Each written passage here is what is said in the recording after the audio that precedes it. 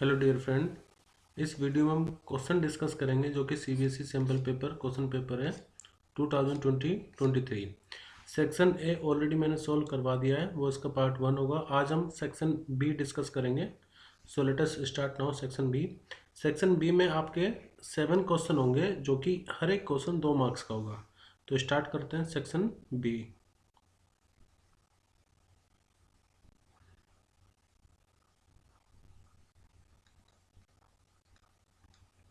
So this is section B and this is our first question, मतलब question number 19 of wallpaper। Question है electromagnetic wave with wavelength lambda 1 is suitable for radar system used in aircraft navigation. फिर second में lambda 2 is used to kill germs in water purifier. Lambda 3 is used to improve visibility in runway during fog and mist condition. तो आपको क्या करना है, इन तीनों के नाम को आइडेंटिफाई करना है, ये इलेक्ट्रोमैग्नेटिक स्पेक्ट्रम में किसको बिलोंग करते हैं। उसके बाद आपको बताना है कि इनका जो वेवलेंथ का ऑर्डर होगा असेंडिंग ऑर्डर में, ये आपको बताना है। तो देखो इनकी एप्लीकेशन मैं आपको डायरेक्टली बता देता हूँ। जैसे रेडार सिस्टम, तो रेडार सिस्टम में हम इस्तेमाल करते हैं माइक्रोवेव का, तो यहाँ पर तो आंसर माइक्रोवेव हो जाएगा। जम्प्स को किल करने के लिए हम यूज करते हैं अल्ट्रा वायलेट। आपने देखा भी होगा प्योरीफायर में लिखा रहता है अल्ट्रा वायलेट प्योरीफायर, तो अल्ट्रा वायलेट। और ड्यूरिंग फॉग और मिस्ट कंडीशन में, मतलब जब कोहरा हो, तो हम अपने व्हीकल्स में कुछ लाइट का इस्तेमाल करते हैं जिसको फॉग लाइट भी बोलते हैं। एक्चुअली उनमें हम इस्तेमाल करते हैं इंफ्रारेड का, इंफ्रारेड वेव का। ठीक है, अब इनको हमें बढ़ते क्रम में लगाना है। पहले मैं आपको एक ट्रिक बता देता हूँ। जैसे आपको पता होगा कि 7 तरह की इलेक्ट्रोमैग्नेटिक वेव होती हैं, तो उनका ऑर्डर कैसे याद रखा जाए। तो आप इसको ऐसे याद रख सकते हैं, रात में I very ugly ex girlfriend, यानी कि आर से यहाँ पर रेडियो वेव होगा, एम से माइक्रोवेव, आई से इंफ्रारेड, और वी से विजिबल, यू से अल्ट्रावायलेट, एक्स से एक्सरे, और जी से गामा रे। अब अगर मान लीजिए आप रेडियो वेव से गामा की तरफ जाते हैं, तो आपको पता होगा गामा हाईएस्ट, मतलब गामा की एनर्जी सबसे ज़्यादा होता है, तो उसकी फ्रीक्वेंसी भी सबसे ज़्यादा होगी। यानी कि जब आप रेडियो से गामा की तरफ आ रहे हैं तो फ्रीक्वेंसी इंक्रीज करती है, फ्रीक्वेंसी इंक्रीज करती है। ठीक है, कब? जब आप रेडियो से गामा की तरफ आ रहे हैं। इसका मतलब ये हुआ कि अगर हम रेडियो की बात करें, रेडियो वेव की बात करें, तो रेडियो वेव की जो फ्रीक्वेंसी होगी वो मिनिमम होगी, फ्रीक्वेंसी मिनिमम होगी, और गामा की जो फ्रीक्वेंसी होगी वो मैक्सिमम होगी। अब आपको ये भी पता होगा कि फ्रीक्वेंसी और वेवलेंथ एक दूसरे पर इन्वर्सली डिपेंड करते हैं। खास करके यहाँ पर जितनी भी इलेक्ट्रोमैग्नेटिक वेव है, इन सब में कॉमन बात यह है कि सभी की वेलोसिटी सेम होती है। यानी कि स्पीड ऑफ लाइट जो आप बोलते हैं 3 × 10⁸ मीटर पर सेकेंड, वैक्यूम में इनमें से कोई भी वेव होगी सबकी स्पीड सेम रहेगी। तो अगर किसी की फ्रीक्वेंसी ज़्यादा है तो उसकी वेवलेंथ कम होगी। तो इसका मतलब ये होगा कि रेडियो वेव की भली फ्रीक्वेंसी मिनिमम हो, उसकी वेवलेंथ मैक्सिमम होगी। और ऐसे ही गामा की फ्रीक्वेंसी मैक्सिमम है तो उसकी जो वेवलेंथ है वो मिनिमम होगी। तो मैंने आपको बताया कि जब आप रेडियो से गामा की तरफ आ रहे हैं तो फ्रीक्वेंसी बढ़ती है। अब अगर आप रेडियो से, ये मान लो गामा से आप रेडियो की तरफ जाओगे तो वेवलेंथ इंक्रीज करेगी। ठीक है, फिलहाल हमें इन तीनों में से बताना है किसकी कम होगी किसकी ज़्यादा होगी। तो देखो बढ़ते क्रम में बताना है, तो सबसे पहले यहाँ पर आ जाएगा लैम्डा 2, फिर आएगा लैम्डा 3, और फिर आएगा लैम्डा 1। ये कैसा है? देखो लैम्डा 2 कौन सा है यहाँ पर? अल्ट्रावायलेट। लैम्डा 2 कैसा है? अल्ट्रावायलेट। हमें क्या करना है? बढ़ते क्रम में। बढ़ते क्रम में मतलब कि जब आप गामा से रेडियो वेव की तरफ जा रहे हो तब तब वेवलेंथ बढ़ेगी। तो सबसे पहले अल्ट्रावायलेट, यानी कि उसकी सबसे कम इन तीनों में से। फिर उसके बाद लैम्डा 3 यानी कि इंफ्रारेड। देखो अल्ट्रावायलेट के बाद कौन मिला? इंफ्रारेड। फिर उसके बाद कौन मिला? माइक्रोवेव। तो इसलिए हमने सबसे पहले यहाँ पर लिखा अल्ट्रावायलेट को, यूवी को। फिर उसके बाद हमने लिया उसके बाद देखो आप ऊपर जाओगे तो उसके बाद मिलेगा इंफ्रारेड, और इंफ्रारेड के बाद आपको मिलेगा माइक्रोवेव। तो ये ऑर्डर हो जाएगा इसका इंक्रीजिंग क्रम में। तो आपको मैंने एक ही क्वेश्चन से काफ़ी सारी चीज़ें बताई हैं। ये भी पूछ लिया जाता है कि किसकी मैक्सिमम वेवलेंथ होगी, किसकी मिनिमम वेवलेंथ होगी, या फ्रीक्वेंसी के बारे में पूछ लेते हैं। ये भी पूछ लेते हैं कि कौन सी प्रॉपर्टी इनकी सबकी सेम रहेगी। तो स्पीड ऑफ लाइट मतलब इनकी जो वेलोसिटी है वैक्यूम में वो सब की सेम रहेगी। अब नेक्स्ट क्वेश्चन डिस्कस करते हैं, क्वेश्चन नंबर 20।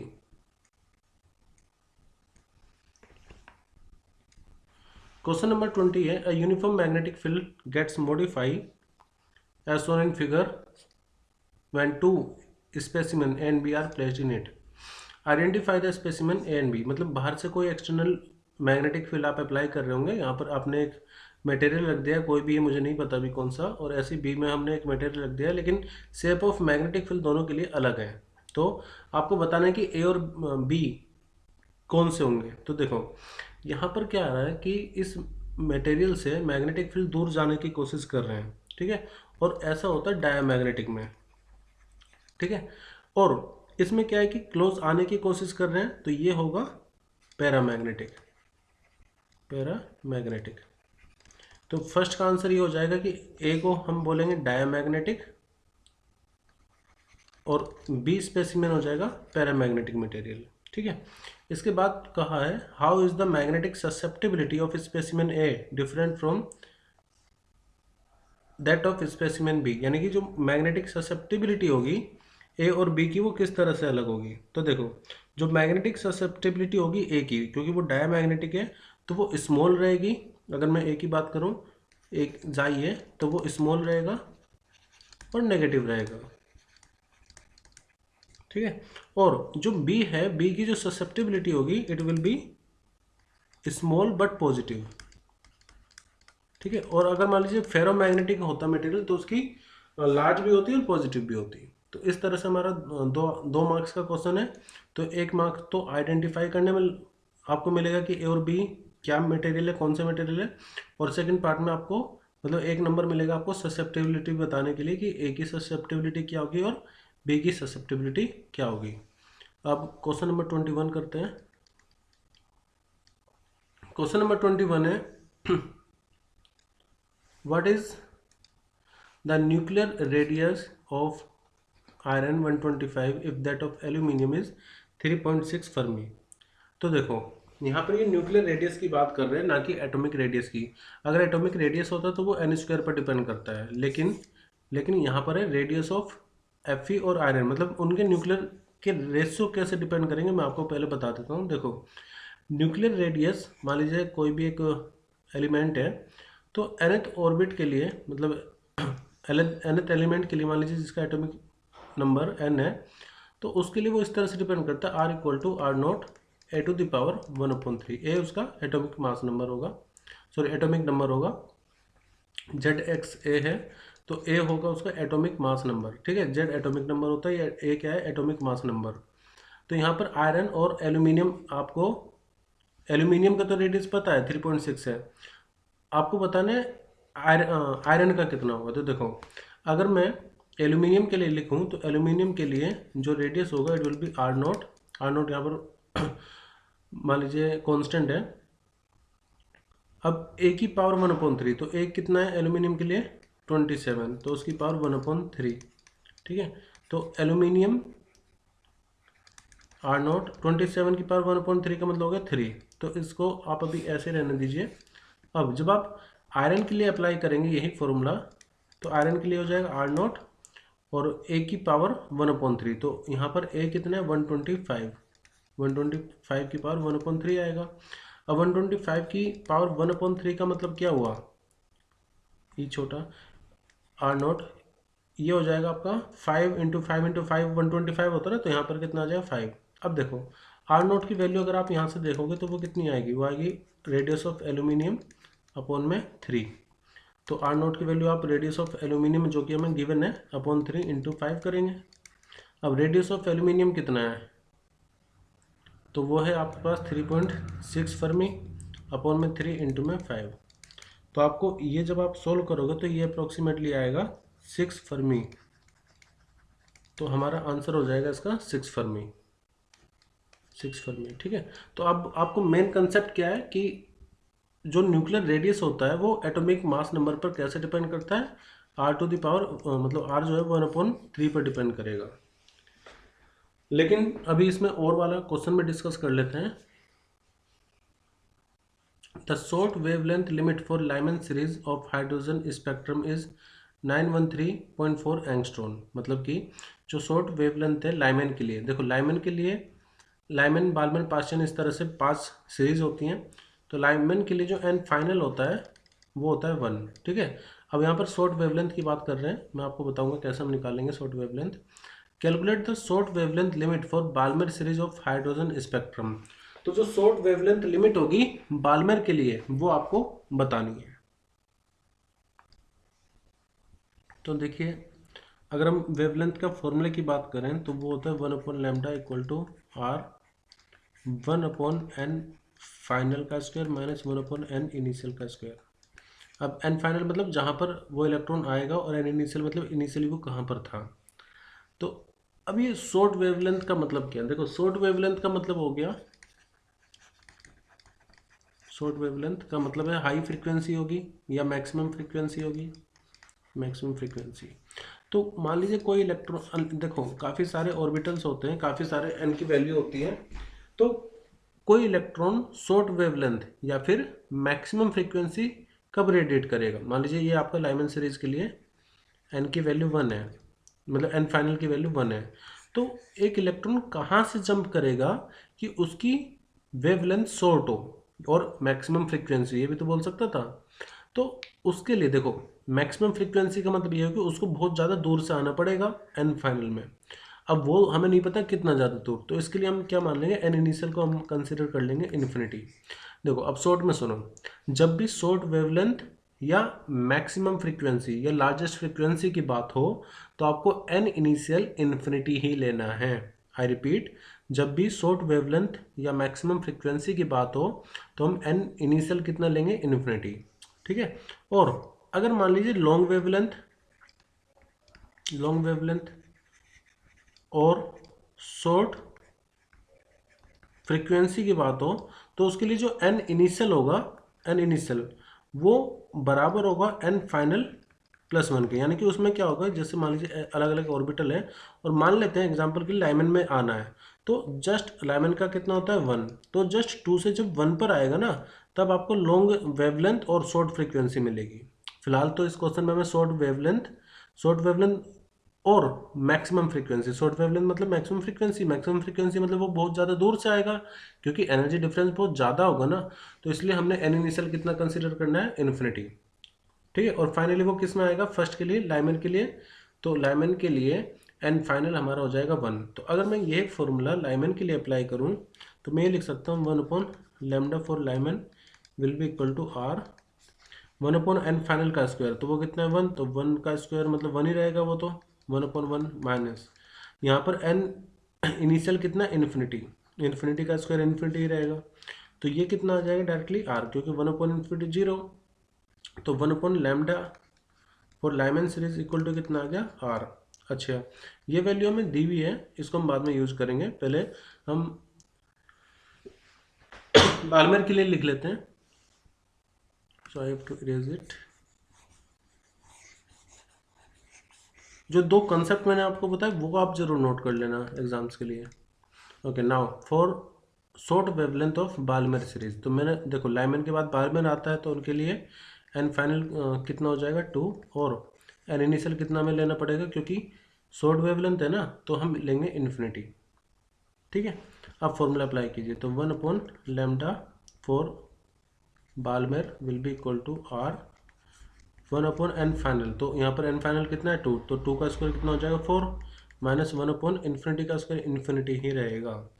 अब इसको आप ऐसे भी लिख सकते हैं कि lambda for Balmer will be equal to r upon में 4। Is that clear. हमें क्या निकालना है, हमें निकालना है calculate the short wavelength limit for the Balmer series. तो लैम्डा बी हमें निकालना है, तो लैम्डा बी को मैं क्या लिख सकता हूँ, इसको 4/r हम लिख सकते हैं। ठीक है, 4 अब आर की वैल्यू नहीं दी ना, तो हम आर की वैल्यू यहाँ से इस्तेमाल करेंगे, मतलब कि आर की वैल्यू कितनी हो जाएगी 1/λ फॉर दी लाइमन सीरीज। तो देखो ये 1/r है यहाँ पर, तो 1/r की ऑलरेडी वैल्यू हमें पता है कितनी है, 1/r की वैल्यू, या फिर आप r की वैल्यू लिख सकते हो तो ये जब आप इसको रखोगे यहाँ पर आर की वैल्यू हमने निकाली 1/λ_L, तो 1/λ_L। अब मैं इसको यहाँ लिख देता हूँ λ_L। ये क्या होगा, मैं इसको आगे लिख रहा हूँ, λb will be equal to 4 into में lambda for the Lyman series. तो आपको क्या करना है, जो भी आपका वेवलेंथ है लाइमन के लिए, जो भी वेवलेंथ है लाइमन के लिए, जब आप उसमें 4 की मल्टीप्लाई करोगे तो आपको बाल्मर की वेवलेंथ पता लग जाएगी। तो जब आप मान लीजिए ये कितना है 4 इंटू λ_L कितना है 913.4 एंगस्ट्रॉम। ठीक है, तो बस आपको 4 से मल्टीप्लाई करनी है, तो आपका जो फाइनल आंसर आएगा after multiplying it by 4 it will be equal to 3653.6 angstrom. तो मेन कंसेप्ट क्या है, फिजिक्स क्या है यहाँ पर, ये अप्लाई करना कि हम फाइनल और इनिशियल क्या लेंगे λ_L के लिए, और बाल्मर के लिए फाइनल और इनिशियल क्या लेंगे, और बोला गया था कि शॉर्ट वेवलेंथ। तो शॉर्ट वेवलेंथ के लिए हम एन इनिशियल इन्फिनिटी लेकर के चीज़ों को सॉल्व करेंगे। अब नेक्स्ट क्वेश्चन स्टार्ट करते हैं, क्वेश्चन नंबर 22। तो question number 22, a biconvex lens made of transparent material of refractive index 1.25, यानी कि हमारे पास कोई बायोकॉन्वेक्स लेंस है जिसका रिफ्रैक्टिव इंडेक्स 1.25 है। अब इसको हम क्या कर रहे हैं, किसी लिक्विड में इमर्स कर रहे हैं, और उस लिक्विड का रिफ्रैक्टिव इंडेक्स गिवन है। लिक्विड का रिफ्रैक्टिव इंडेक्स में मान लेते हैं कि ये लिक्विड का रिफ्रैक्टिव इंडेक्स है 1.33 गिवन है, और लेंस का रिफ्रैक्टिव इंडेक्स कितना है 1.25।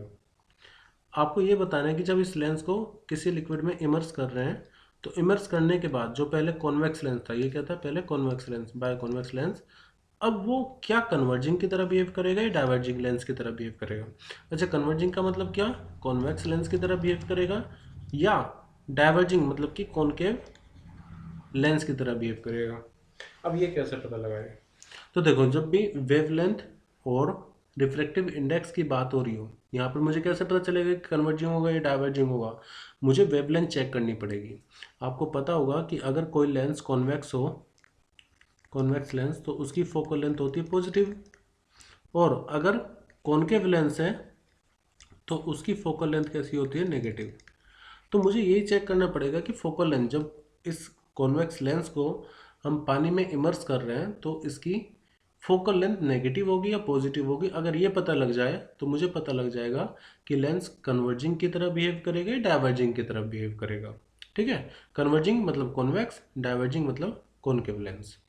नाउ इसके लिए हम अप्लाई करेंगे lens formula, lens maker formula actually. तो लेंस मेकर फॉर्मूला क्या होता है, it is relation between focal length, refractive index and radius of curvature. तो 1/f equal to mu minus 1/r1 minus 1/r2।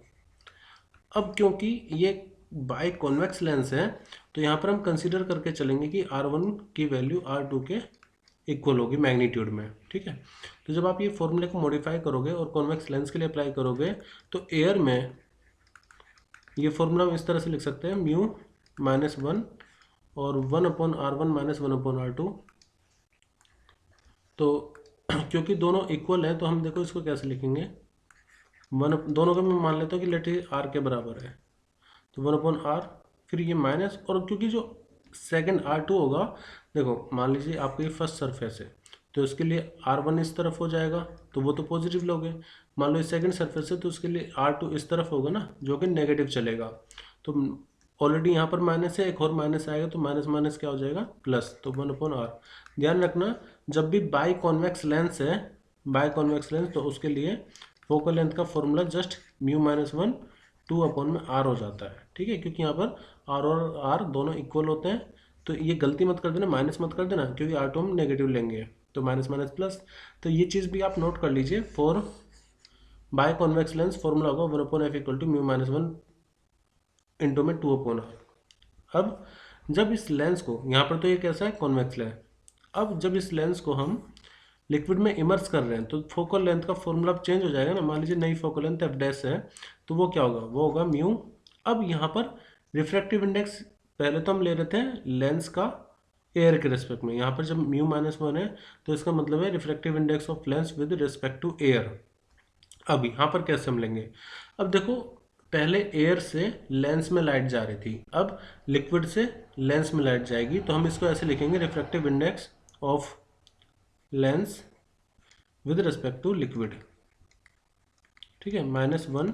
और ये चीज़ सेम रहेगी क्योंकि रेडियस ऑफ कर्वेचर थोड़ी ना चेंज होगा, तो इसको आप ऐसे लिख सकते हैं 1/f'। अब इसका मतलब हो गया refractive index of lens upon में refractive index of liquid, -1 into में 2 अपॉन में r। तो देखो लेंस का रिफ्रैक्टिव इंडेक्स कितना है, वो है 1.25 अपॉन में रिफ्रैक्टिव इंडेक्स ऑफ लिक्विड कितना है 1.33 -1 इंटू में 2 अपॉन r। अब देखो ये वैल्यू तो यहाँ पर पॉजिटिव होगी क्योंकि कॉन्वेक्स लेंस था, तो ये पूरी वैल्यू कैसी होगी, पॉजिटिव।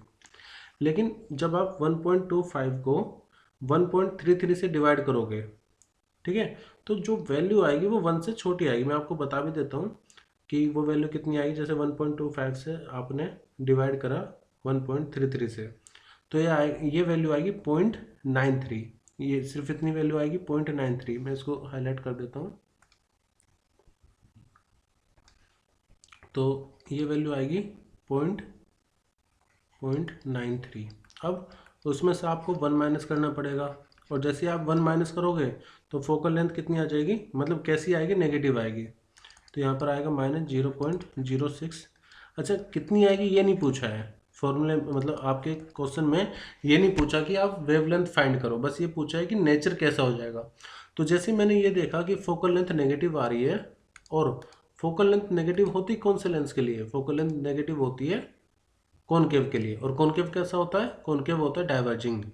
तो इसका मतलब हम ये लिखेंगे कि जो लेंस है वो डाइवर्जिंग लेंस की तरह बिहेव करेगा। क्यों, क्योंकि उसकी फोकल लेंथ नेगेटिव आई है, ठीक है। ये तो होगी किस तरह से आपको थ्योरेटिकली करके दिखाना होगा।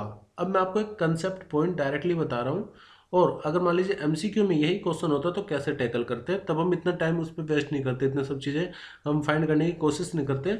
उसके लिए मैं आपको एक डायरेक्ट बात ये बता देता हूँ कि मान लीजिए जब कोई भी लेंस हो, चाहे वो कॉन्वेक्स हो या कॉनकेव हो, अगर उसे आप ऐसे लिक्विड में ड्रॉप कर रहे हैं जिसका रिफ्रैक्टिव इंडेक्स उस लेंस के रिफ्रैक्टिव इंडेक्स से ज़्यादा है, ठीक है। मैं लिख देता हूँ, मान लीजिए हमारे पास पहले कोई भी लेंस था, कॉन्वेक्स हो सकता है, कॉनकेव हो सकता है, कुछ भी हो, लेट उसका रिफ्रैक्टिव इंडेक्स μL है, म्यू लेंस, और आप इसको ऐसे लिक्विड में इमर्स कर रहे हो जिसका रिफ्रैक्टिव इंडेक्स, जिस लिक्विड का रिफ्रैक्टिव इंडेक्स लेंस के रिफ्रैक्टिव इंडेक्स से ज़्यादा होगा। तो ध्यान देना ऐसे में, आई रिपीट, जब आप एक लेंस को जिसका रिफ्रैक्टिव इंडेक्स है μL या म्यू लेंस, और उसको आप ऐसे लिक्विड में इमर्स कर रहे हो जिसका रिफ्रैक्टिव इंडेक्स उस लेंस के रिफ्रैक्टिव इंडेक्स से ज़्यादा है, तो ध्यान रखिएगा ऐसे में जो लेंस होगा उसका नेचर कंप्लीटली चेंज हो जाएगा। यानी कि अगर कोई कॉनकेव लेंस है तो वो कॉन्वेक्स लेंस हो जाएगा, और अगर कोई कॉन्वेक्स लेंस है तो वो कॉनकेव लेंस हो जाएगा। मैं रिपीट कर देता हूँ, जब भी आप किसी लेंस को ऐसे लिक्विड में इमर्स कर रहे हैं या ऐसे मीडियम में डाल रहे हैं जिसका रिफ्रैक्टिव इंडेक्स उस लेंस के रिफ्रैक्टिव इंडेक्स से कम है, तो कॉनकेव कॉन्वेक्स हो जाएगा और कॉन्वेक्स कॉनकेव की तरह बिहेव करने लगेगा, ठीक है ना। तो इस पॉइंट को आप ध्यान रखना। उससे हम डायरेक्टली भी बता सकते थे कि फोकल लेंथ हमारी नेगेटिव आ जाएगी, मतलब इस क्वेश्चन के अकॉर्डिंग। अब नेक्स्ट क्वेश्चन स्टार्ट करते हैं, क्वेश्चन नंबर 23। तो question number 23, the figure shows a piece of pure semiconductor. यहाँ पर एक प्योर सेमीकंडक्टर ऐसा है जो कि सीरीज में एक वेरिएबल रेजिस्टेंस आर के साथ, और यहाँ पर एक कांस्टेंट वोल्टेज हमने V सप्लाई की है। Should the value of R be increase decrease और keep the reading of the ammeter constant. मतलब कि अगर आपको एमीटर की रीडिंग सेम रखनी है तो आप आर को इंक्रीज करोगे डिक्रीज करोगे, कब, when the semiconductor S is heated। justify your answer। 2 number में बहुत ज़्यादा लेंथी नहीं होगा, मैं आपको कंसेप्ट सिखाता हूँ। ऐसे ही क्वेश्चन, मतलब कि इसी पर्टिकुलर टॉपिक पर एक बेस्ड क्वेश्चन हमने पहले सेक्शन ए में कर लिया है। तो यहाँ पर मेन चीज़ है ये कि जब आप सेमीकंडक्टर को हीट करोगे, जब आप सेमीकंडक्टर को हीट करोगे तो उसका रेजिस्टेंस कैसे चेंज हो जाएगा, ये समझते हैं पहले। तो देखो सेमीकंडक्टर के लिए रेजिस्टेंस या रेसिस्टिविटी का जब आप ग्राफ प्लॉट करेंगे टेम्परेचर के साथ, तो ये कुछ इस तरह से आता है। यानी कि जब आप टेम्परेचर बढ़ा रहे होते हैं, जब आप टेम्परेचर को इंक्रीज करोगे तो रेजिस्टेंस सेमीकंडक्टर का डिक्रीज करेगा। यहाँ पर भी कुछ ऐसे ही होगा। तो जब आप सेमीकंडक्टर को हीट कर रहे हो तो यहाँ का मतलब जो एस है उसका रेजिस्टेंस क्या होगा, उसका रेजिस्टेंस होगा कम। अब हमें करंट की वैल्यू सेम रखनी है, तो जब इसका रेजिस्टेंस कम हो गया तो आपको करंट उतना ही रखने के लिए आपको ओवरऑल रेजिस्टेंस बढ़ाना पड़ेगा। तो जब एस का रेजिस्टेंस कम हो गया तो आपको आर को इंक्रीज करना पड़ेगा ना, तभी तो करंट सेम रहेगा। तो हमारा जस्टिफाई आंसर ये हो जाएगा कि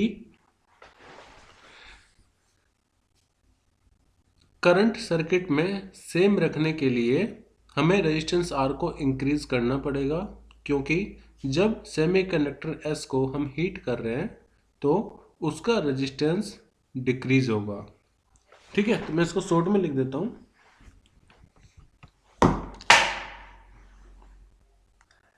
देखो हम इस तरह से कह सकते हैं, when S is heated its resistance decreases, so R must be increase to keep current same और the reading of the ammeter constant. I hope कि आपको क्वेश्चन ही समझ में आया होगा। मैं फिर से बता देता हूँ। जब आप सेमीकंडक्टर को हीट करोगे तो उसका रेजिस्टेंस कम होगा। जब उसका रेजिस्टेंस कम होगा तो करंट को सेम रखने के लिए हमें आर की वैल्यू को इंक्रीज करना पड़ेगा। बस इतना ही आपको 2 नंबर में लिखना है। 23 का और पार्ट है, the graph of potential barrier versus width of depletion region for unbiased diode is shown in figure A.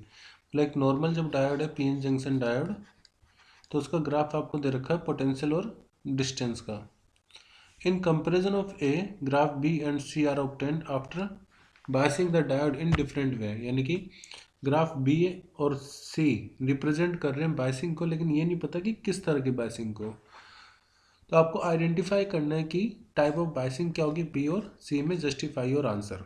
तो देखो अगर हम फर्स्ट ग्राफ में देखें तो इसमें पोटेंशियल लगभग यहाँ पर है एक्स के साथ, और जब आप बी ग्राफ में देख रहे हो तो जो नेट पोटेंशियल वो क्या है, उसकी वैल्यू इंक्रीज हो गई है, और सी ग्राफ में ये वैल्यू बहुत कम है।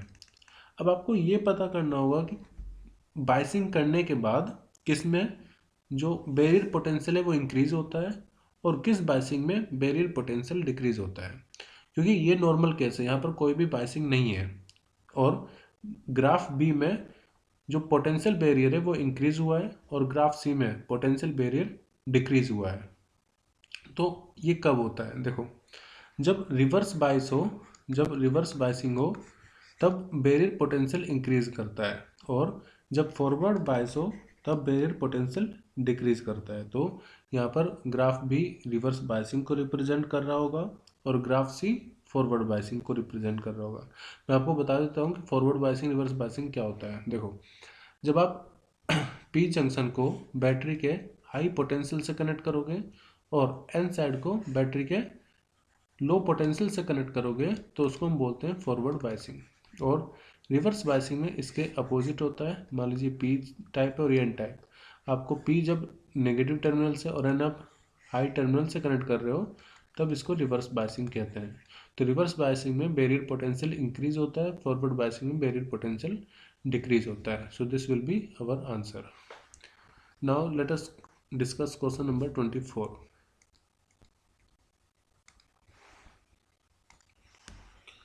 क्वेश्चन है, a narrow slit is illuminated by a panel beam of monochromatic wavelength lambda equal to 6000 angstrom and the angular width of central maximum in the resulting diffraction pattern is measured। मतलब कि यहाँ पर diffraction हो रहा होगा, एक narrow slit है, उसमें से जब किसी वेवलेंथ को जिसकी वेवलेंथ किसी लाइट को जिसकी वेवलेंथ 6000 एंगस्ट्रॉम उसको पास करवा रहे हैं और जो सेंट्रल फ्रिंज है उसको मेज़र किया जा रहा है। तो फर्स्ट केस में जो वेवलेंथ है हमारी वो कितनी है 6000 एंगस्ट्रॉम, और मैं अभी एज्यूम करके चल रहा हूँ कि जो सेंट्रल विड्थ है लेट से वो 2 बीटा है।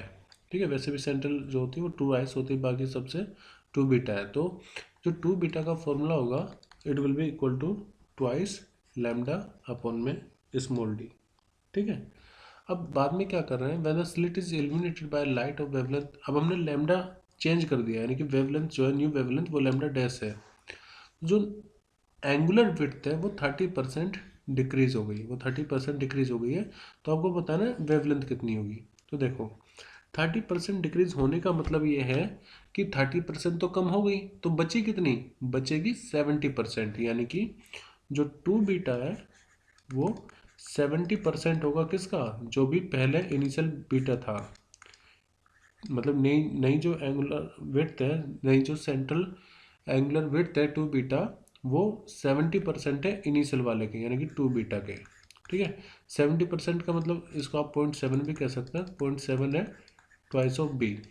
ओके, नाउ 2β डैश किसके बराबर होगा, वो बराबर होगा 2 लैम्डा डैश अपॉन डी के। ठीक है, और इसको आप यहाँ पर 0.7, और 2β किसके बराबर था, 2β 2 लैम्डा अपॉन डी के बराबर था, 2 लैम्डा डैश अपॉन डी। तो देखो डी से डी कैंसिल, और यहाँ से देखो 2 से 2 cancel.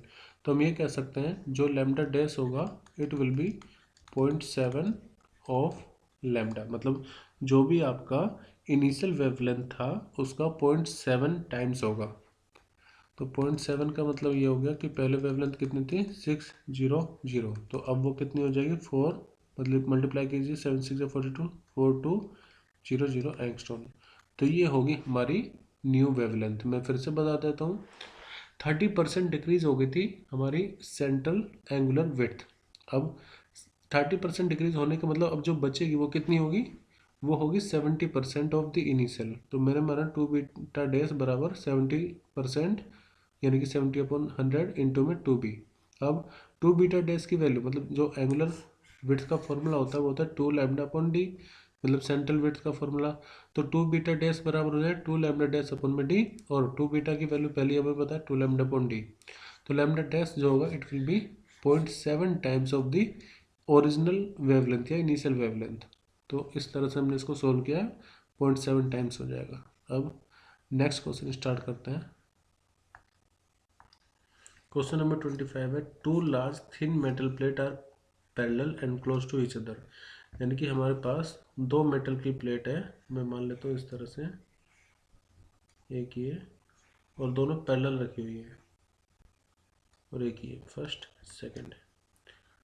On their inner faces, the plate have surface charge density of the opposite sign and of magnitude। तो मान लेते हैं ये हमें सरफेस चार्ज डेंसिटी गिवन है 17.7 इंटू 10⁻²² कोलम पर मीटर स्क्वायर। तो अगर एक पर सिग्मा है तो दूसरे पर माइनस सिग्मा के इक्वल है।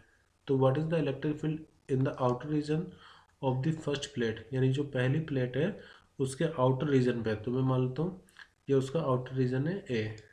फिर बिटवीन द प्लेट, यानी कि यहाँ पर इन दोनों प्लेट के बीच में मैं मान लेता हूँ कोई पॉइंट बी है, तो वहाँ पर कितनी इलेक्ट्रिक फील्ड होगी ये आपको बताना है। तो देखो अगर हम ए पॉइंट पर बात करें तो हमें बस ये देखना है कि इलेक्ट्रिक फील्ड की डायरेक्शन क्या होगी। और आपको मैं एक बात बता देता हूँ कि अगर दो वेक्टर सेम डायरेक्शन में हैं तो उनको ऐड किया जाएगा, और कोई वेक्टर अपोजिट डायरेक्शन में है तो उनको माइनस किया जाएगा। ठीक है, अब ये फाइंड कर लेते हैं कि इलेक्ट्रिक फील्ड की डायरेक्शन दोनों प्लेट के लिए किस तरफ होगी। तो अगर मैं पॉइंट ए की बात करूं तो पहली वाली प्लेट पर चार्ज कैसा है, पॉजिटिव, और दूसरी वाले पे कैसा है, लेट्स से नेगेटिव, क्योंकि charge density equal and opposite है। तो फर्स्ट प्लेट की वजह से ए पॉइंट पर जो इलेक्ट्रिक फील्ड होगी, देखो पॉजिटिव चार्ज है तो इलेक्ट्रिक फील्ड आउटवर्ड होती है, नेगेटिव चार्ज है तो इलेक्ट्रिक फील्ड इनवर्ड होती है। तो यहाँ पर फर्स्ट प्लेट की जो इलेक्ट्रिक फील्ड होगी वो कहाँ जाएगी, माइनस, मैं मान लेता हूँ कि हमारा एक्स वाई प्लेन है तो वो जाएगी माइनस आई कैप में। ठीक है, इधर नेगेटिव डायरेक्शन में या नेगेटिव एक्स डायरेक्शन में। और जब आप नेगेटिव प्लेट की इलेक्ट्रिक फील्ड ए पॉइंट पर देखोगे तो उसकी तो इनवर्ट होगी, यानी कि सेकेंड प्लेट के लिए जो फील्ड होगी इट विल बी इनवर्ट या इनटू द सेकेंड शीट, तो उसकी डायरेक्शन अपोजिट होगी। तो अगर मैं आउटर रीजन की बात कर रहा हूँ तो ई नेट कितना होगा, तो ई नेट होगा आपका फर्स्ट प्लेट का जो कि माइनस आई कैप डायरेक्शन में, plus electric field due to second plate जो कि पॉजिटिव आई डायरेक्शन में।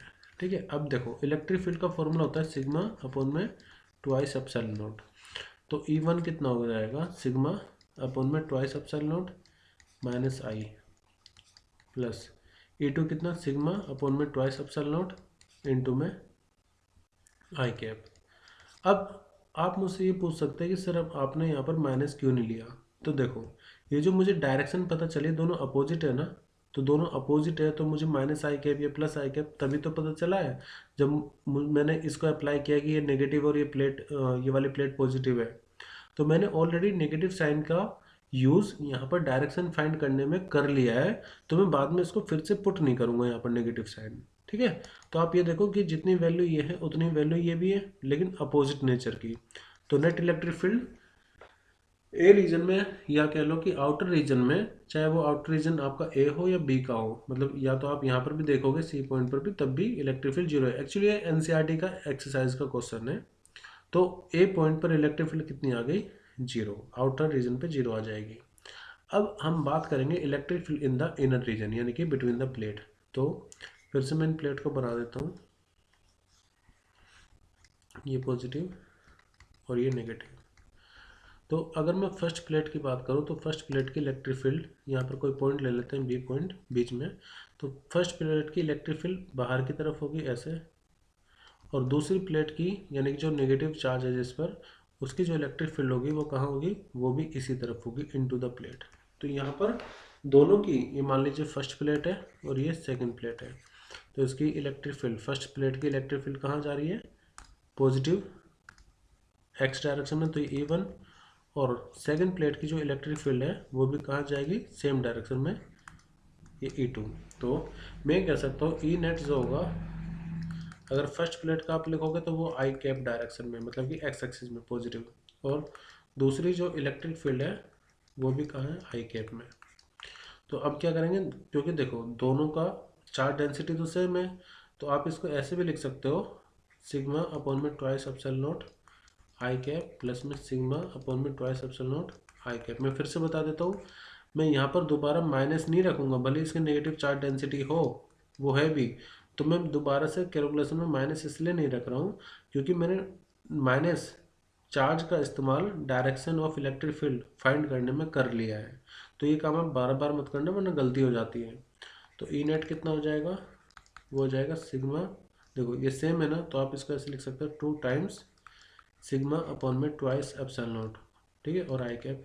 अगर सिर्फ मुझे मैग्नीट्यूड निकालना तो मैं ये लिखूंगा सिग्मा अपॉन में एप्सिलॉन नॉट। अब सिग्मा की वैल्यू कितनी है, गिवन है 17.7 इंटू 10⁻²। मैं यहाँ पर कर देता हूँ कैलकुलेशन। ई नेट कहाँ पर निकाल रहे हैं, बिटवीन द प्लेट, तो ये आ जाएगी 17.7 इंटू में 10⁻22, और एप्सिलॉन नॉट की वैल्यू होती है 8.85 इंटू 10⁻⁻1। तो बस आपको इसको सॉल्व करना है, it will be equal to 2 into 10⁻10 newton coulomb. So this will be the electric field in between the plates, Newton पर कोलॉम, C कैपिटल। तो ए रीजन में इलेक्ट्रिक फील्ड जीरो होगी क्योंकि वहाँ पर दोनों की इलेक्ट्रिक फील्ड फर्स्ट और सेकंड की इक्वल एंड अपोजिट हो गई, जबकि इन बिटवीन द प्लेट जो इलेक्ट्रिक फील्ड होगी वो ऐड कर दी जाएगी क्योंकि दोनों ही इलेक्ट्रिक फील्ड सेम डायरेक्शन में। तो ये हमारा सेक्शन बी कंप्लीट हो गया। अब नेक्स्ट वीडियो में हम सेक्शन सी डिस्कस करेंगे।